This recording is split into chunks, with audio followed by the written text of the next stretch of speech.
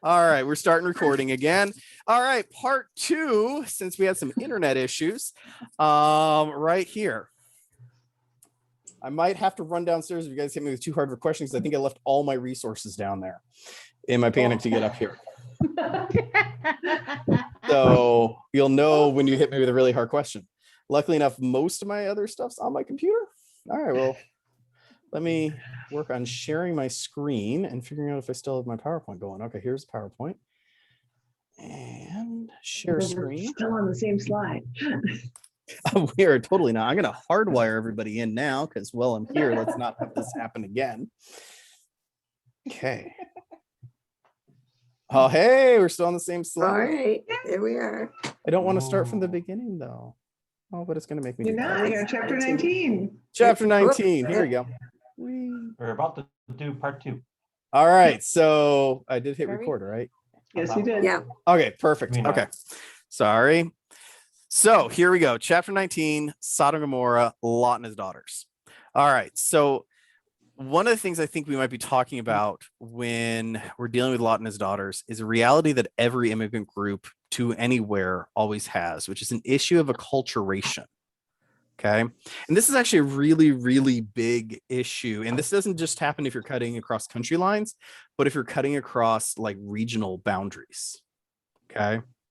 Which is generation one will usually mostly keep their traditions, their ideas, their worldview fairly intact in their language, their religiosity, all that. Generation two, it will start to change. Because in the second generation, you're born in that new area and you pick up the culture of your new area, but you also retain some of the culture of your old area. Okay. And these cultural differences will often create conflict. For example, for my own life, people ask me, where am I from? And my answer is, I don't really know. Or I have dual citizenship between New York and Texas. Why? Because both my parents grew up in rural New York with very rural New York sorts of values and ideas and all this, which is neither here nor there. And then I grew up in San Antonio mostly because my dad was military, which is interesting because like I eat markedly different things as an adult than my parents still eat. Because when I was in Texas, I picked up a whole slew culinarily of food. Because Southwestern culture, which is San Antonio is very Southwestern, or barbecue culture is something that is native to me in a way it never really has been and never will be for my parents. But so is what most people call Mexican food. And a lot of the traditions that come up from the Southwest are also my traditions. And so when I moved to a place like Wisconsin, which is much closer culturally to upstate New York than it is to Texas, I know Gail's like, well, there's still a lot of differences, and there is. But if both.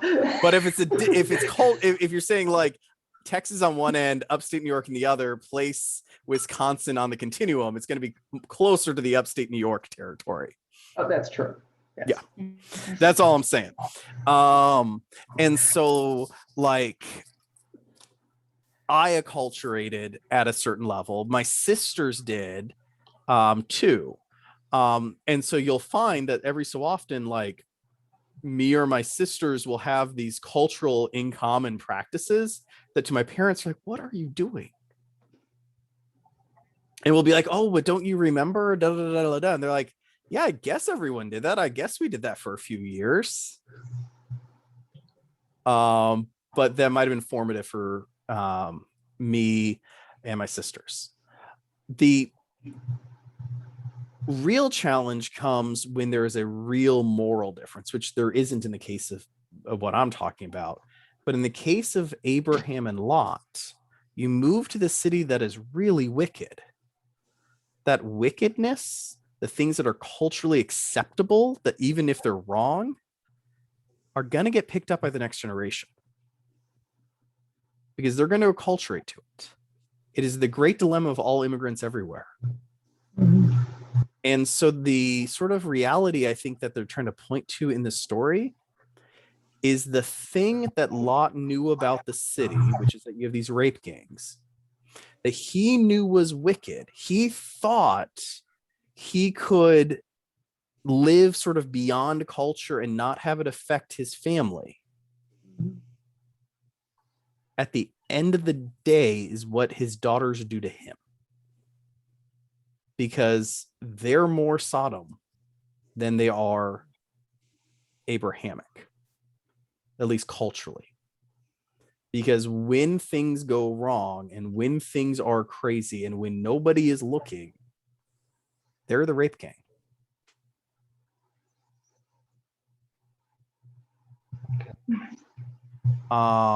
And this is one of those things that's really hard. And it's something, by the way, that pastors and military talk about a lot, because like when you're a military, you don't really choose where you're stationed. And obviously it's not this extreme. I think this is sort of hyperbole that the Bible's using to make a point.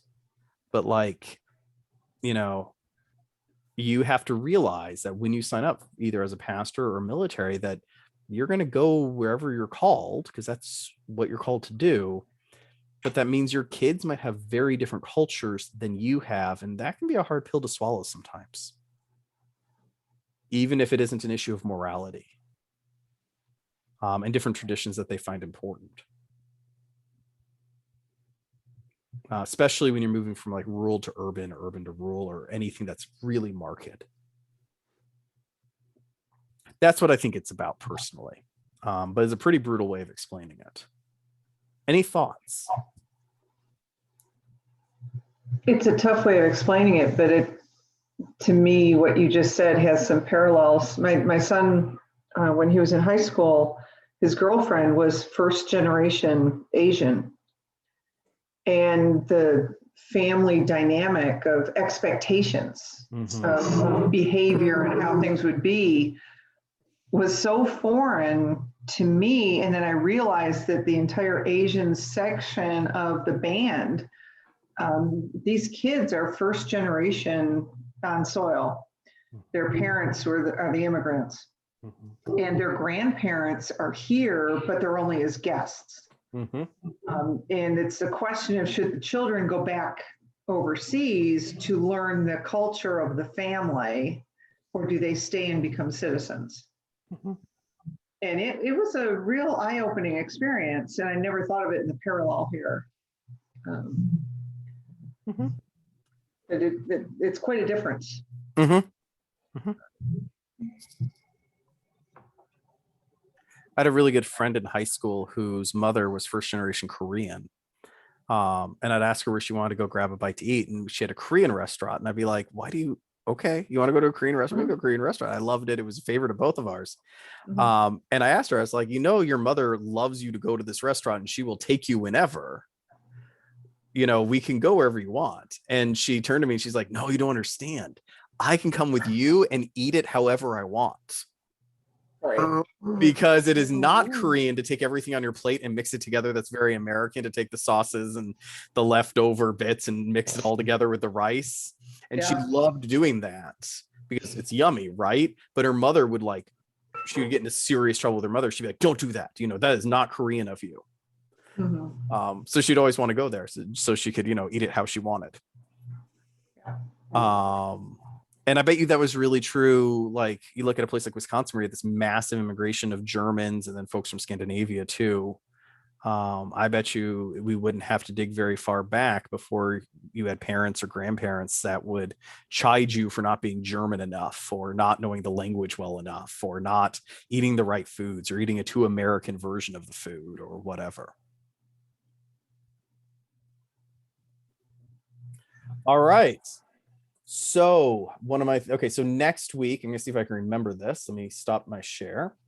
Next week, what I'm looking at doing is I wrote it all down. It's downstairs. Let's see if I remember. I think it's 5 more chapters. So we just finished chapter 19. So 20, 21, 22, 23, and 24 is, I believe, what we're going to try to take on next week, which should stop us right before the story of Rachel and Jacob, if my memory serves. But I'm doing this from memory. So no promises. And if you get ahead of me, no worries on that, right? We'll get to it all eventually. I know I didn't do more than 5. So just the next 5 chapters, read through those. We'll have that. I do have, like I said, a series of questions. What I'm going to do is pause the recording in case you guys want to say anything that you don't want recorded. And then if you want to leave, you can. If you want to stick around for the answering of the questions that got filed about last week's, you are more than welcome to do that too. So I'm going to go ahead and just pause the recording at this point. Zoom recording. All right, we've resumed recording. So folks have left, we've said goodbye. I told everyone on April 1st not to expect anything because there's Monday, Thursday service at 6:30 p.m. It will be awesome. So you want to be there. And just so you know, and I may be breaking the news now, so you guys might be learning something no one knows yet, because I'm not sure if it's gone out in newsletter yet, because Todd is taking his time. Monday, Thursday, there will be parking lot communion. 6:30 p.m. Go to any of our major parking lots. We right now, we are sure the office parking lot, and we are sure the bell tower parking lot. If those fill up, we have plans for the 2 smaller ones. Okay, 6:30 p.m. Monday, Thursday, is gonna be our dry run, because Easter is the other time we're gonna do it for sure. So 9:30 a.m. on Easter Sunday. Get there early because we're terrified that we're going to have more people than parking spots. Make sure on the March 28th, I think, no, 24th, that you have packets of stuff to pick up. You can pick that up for Palm Sunday because we're not doing it on Palm Sunday. If you want to do communion Palm Sunday, we have packets. It will have all sorts of fun stuff in it. So definitely do that. There's also prayer stations that will be outside throughout all of Holy Week, where you can do things like make palm crosses. Thank you, Tina, is awesome idea. You should look on the internet. She's got like interactive stuff like just about every day. So like, way to go, Tina.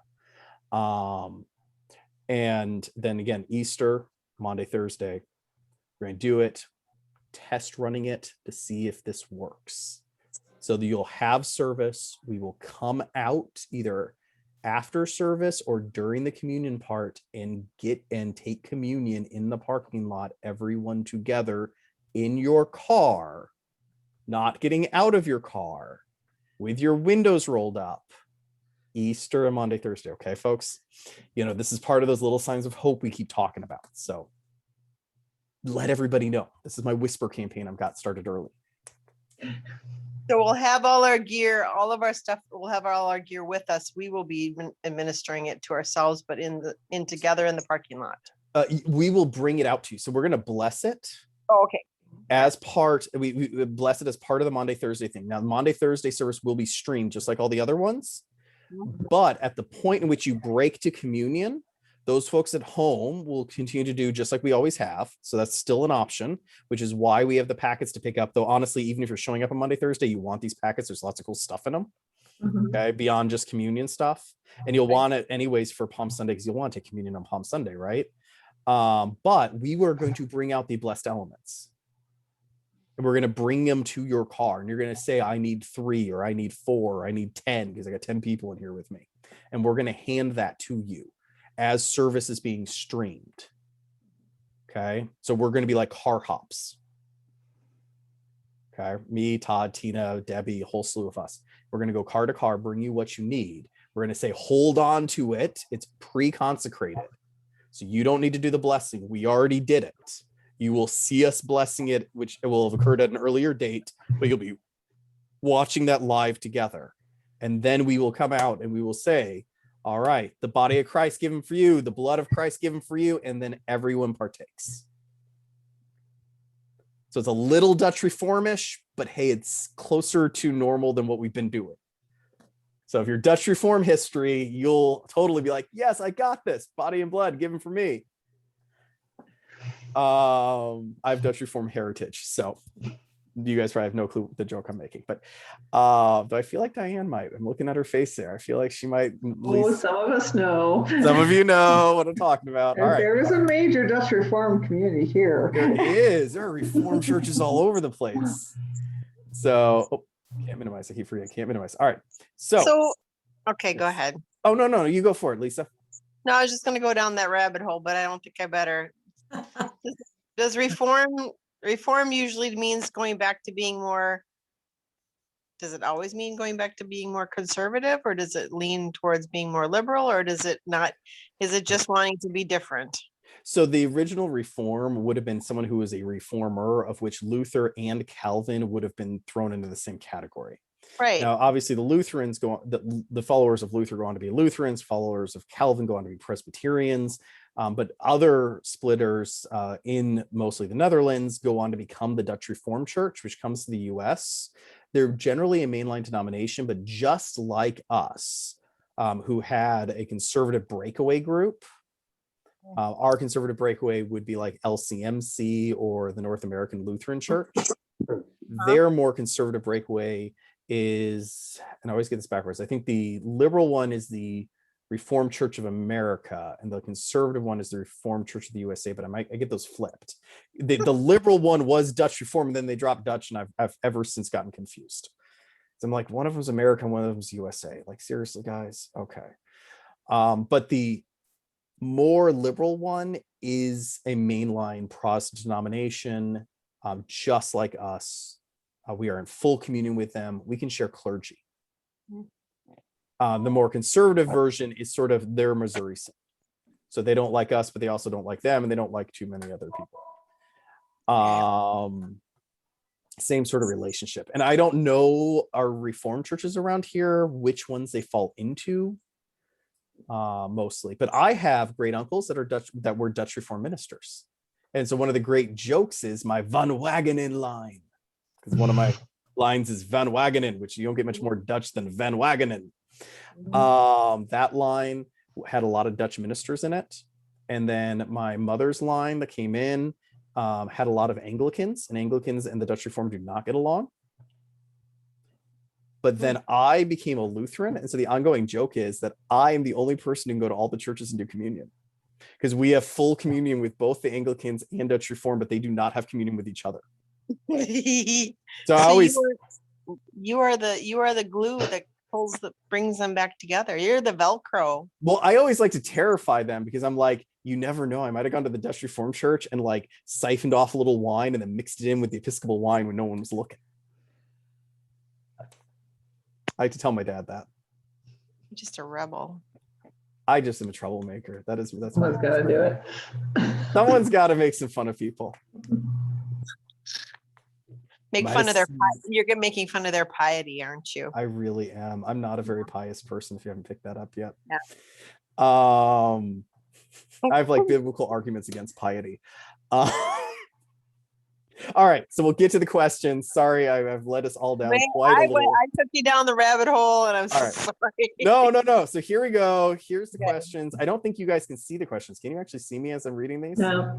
No. You have Okay. to read them out. All right, no worries. I don't want it because I don't spell check it. So this is typed up in a way that only I understand. So I don't want you to see my horrible attempt to like spell Melchizedek. All right, so chapter 10. One of the questions came in. Let me just pull up that question. Sorry, I lost all my internet and I had this up on I had written myself a whole little list here.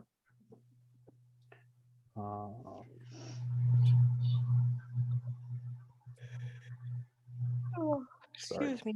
Sorry, the internet thing knocked me out more than I wanted it to. Okay, so here we go. So I can look at the question and look at my answer. I should really write them on the same piece of paper is what I am now realizing. All right, so chapter 10. So we're back chapter 10. So one of the things that was asked was Nimrod in verse 8. We talk about Nimrod is first on earth to be a mighty man. The person who put this in notes that Nimrod seems to keep showing up at different points. This probably can't be the same person. Is it the same person? Are they just living really long? What's going on here? The answer is when you talk about people's names in the Old Testament, you have a handful of different things going on. Sometimes names equal professions. So it's like saying the butcher. So you might have a scenario where a butcher tells you something, and then 100 years later, another scenario where a butcher is important. Sometimes it is, so sometimes a profession, sometimes it's a designation in a society, a leader or a priest. Okay. It can also just be a surname. So it could just be Pastor Hacker said this, and maybe 10 generations later, there's another Pastor Hacker. Okay. So it isn't necessarily the same person. A good example of this is Melchizedek. We're going to run into Melchizedek tons and tons of times. It is not the same human. That is an order of priests.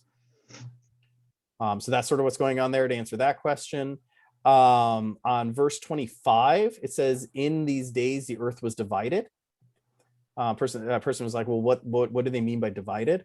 Are we talking figuratively, physically, literally? What's going on here? Well, it's not literal. And it's probably not really physical.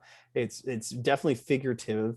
What they're probably talking about is either a falling out in a family or a tribe, or possibly loss due to catastrophe or a war that separates a chunk of the family or tribe from each other. Okay, so the earth being divided is sort of a way in which to express a cataclysmic divide within a tribe, which could happen for all sorts of reasons, or within the sort of family unit. Moving on to chapter 11. Verse 7, again, there's sort of reference to the question is sort of reference to plurality, to prevent humanity from doing anything. Again, this is sort of one of the themes that humanity being able to do all the stuff that humanity wants isn't necessarily the best idea, especially if that comes through conformity, because sometimes if everyone has the same background, we all have the same bad idea and don't realize it. All you have to do is look at some of the clothing that is produced from time to time, or some things that politicians say from time to time. You're just like, oh, dude, who did not listen to what you just said? Verses 12 to 26, again, a question sort of about calculating these ages. You got a lot of weird ages. Again, same problem we had earlier. Yes, it could be lunar. Yes, it could be a lot of different things. Nothing patches up pretty good, so we don't really know why the ages are so different in there. Chapter 12, plagues on Pharaoh due to Sarai being taken as a wife. So what did Moses, so Moses wasn't the first person to hit people with plagues. This is actually sort of funny, and I don't remember if I addressed it last week. In Jewish oral tradition, okay, and mystical tradition, they actually have an answer for this. So just to bring you back to this, Sarai has been given to Pharaoh as a wife. He takes her as a wife, and then he gets hit with plagues, comes back to Abraham, goes, dude, why didn't you tell me you were actually married to her? God has done horrible things to me. Get the heck out of Egypt, and kicks him out, right? So there's a hole in the story of A, we don't really know what the plagues are, right? It doesn't detail it. And two, we don't actually know how Pharaoh figures out that Sarai is Abraham's wife, right? He just seems to know this the next time he shows up, right? As he's kicking Abraham out of the country. So Jewish tradition tells us that the plagues were actually on Pharaoh's privates. So there's actually a really humorous part of Jewish oral tradition in which basically he's like, hey, how are you doing? And then looks down there and nothing's working. And then he like goes back and is like, okay, I took my medicine, so now I'm coming back, and oh my goodness, there's boils. And then he like goes again, and he eventually figures out like every time he tries to be with her as a man would be with a wife, something horrific is going to happen. So he goes to his sorcerers and goes, what is going on? Something's up here. Because every time I try, nothing works, and it doesn't work in ever more spectacularly humorous ways. And then they say, well, you know, we've discerned that she's actually someone else's wife, and that he is protected by God, and you need to go like tell him, like, why did you do this to me? And so then they fill back in. So that's sort of Jewish midrashing of what occurred. The story I found was actually really funny. If you like really sort of 12-year-old boy humor. Like it was like Ren and Stimpy territory, guys. But it was affirmed by many Jewish rabbis as sort of an explanation for what's going on there.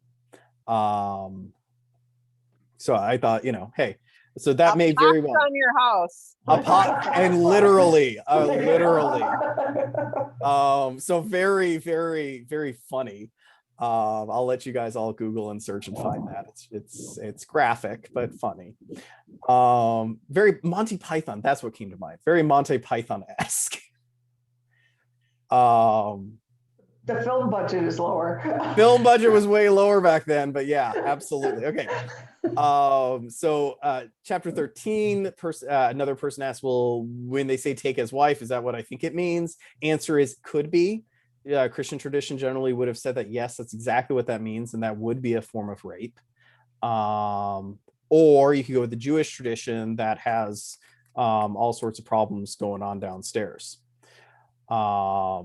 And the Pharaoh then learning this is why it's happening. I personally like the Jewish tradition answer better. It's, yeah, why not? With chapter 13, continuing on chapter 13, one of the questions is, Abram really wanted peace to prevail. Why did he make this deal with Lot? We got a lot of questions along that sort of a line. I would again push back and say, I'm not sure that's Abram being a peacemaker. Sure, that's one interpretation. I honestly think it's more Abram wanting for this problem to go away. This is sort of like paying the person off so they stop complaining.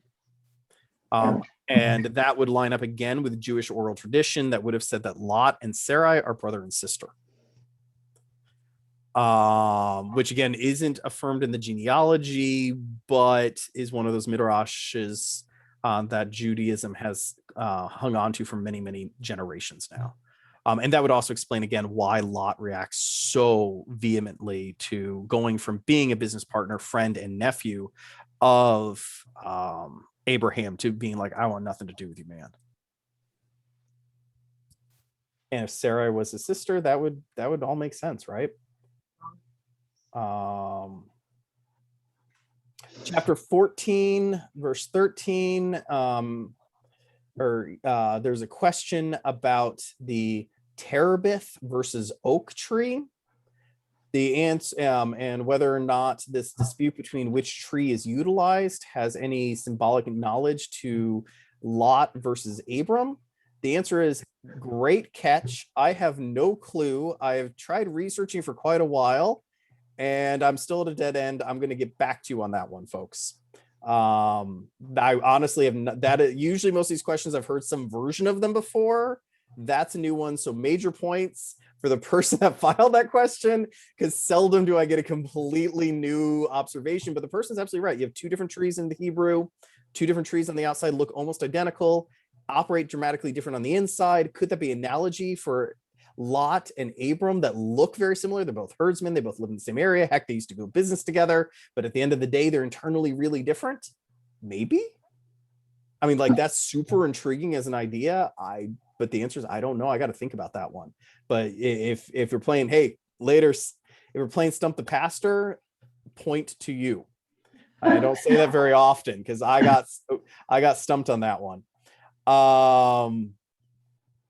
Then last question, I believe we're on the last question, which is, I got two more questions. So verse 14:14, we talk about the trained men. Are those slaves? What are they? Basically, they could be a lot of different things. There are probably some combination of slaves, distant family members that still work with them. Could be members of his tribe that are probably, again, familial in some very distant manner. It also could be hired mercenaries. Frankly, a lot of these business folks would have had mercenaries or bodyguards, some sort of security force. So he may have simply militarized his security force or his bodyguards. And then the last question, again, was another, I thought, really insightful one, which is verse 20. Abraham gives a tenth of what he has to Melchizedek, who is a priest. Could this be a hint at the concept of tithing? Answer is sure. And if it is, it's the first mention of a tithe. So again, great catch out there, folks, because usually people would point to Deuteronomy as the first mention of the tithe, or Hebrews, depending on which one of the books you think were done first, and sort of point there. And but yeah, this absolutely could be some sort of tithe. It's so worth noting Melchizedek would not have worshipped Yahweh. So if it's a tithe to a different church. Because Melchizedek, we learn later, is sort of a tribal indigenous group. All right, those are the questions. So thank you for the two of you that hung out to answer that. Thank you for everyone else who is watching online later. I'm going to go ahead and stop the recording and say goodnight to folks and answer any other questions they don't want to have on the recording. So thank you all for joining us. We will be again here next week, same time, same place, and we'll obviously be online Sunday at like 11. All right, going to stop the recording.